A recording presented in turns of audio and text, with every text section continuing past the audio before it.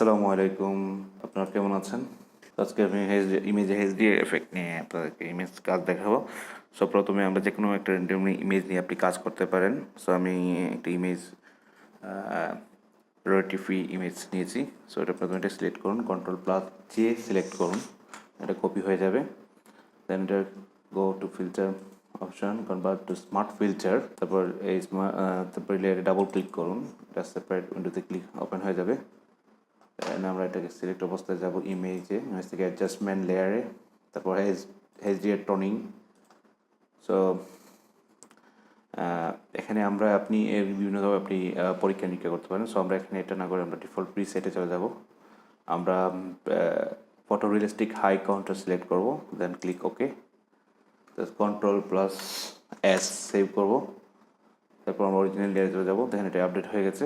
So সেই অবস্থায় আমরা alter plus mask button click করব। দেন এটা সিলেক্ট অবস্থায়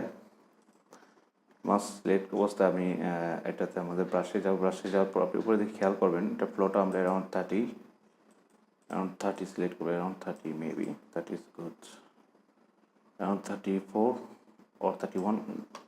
তারপর আমরা এটা ইমেজ ব্রাশটাকে একটু বড় করে নিই, দেন আপনি এর উপরে ব্রাশ করে নেন।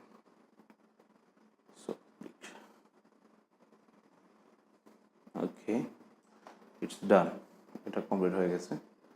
তো আপনি বিফোর অ্যান্ড আফটার ইমেজের পার্থক্য দেখেন, বিফোর অ্যান্ড আফটার ইমেজের পার্থক্য। আপনি এভাবে এডিটর নিয়ে এভাবে আপনি কাজ করতে পারেন।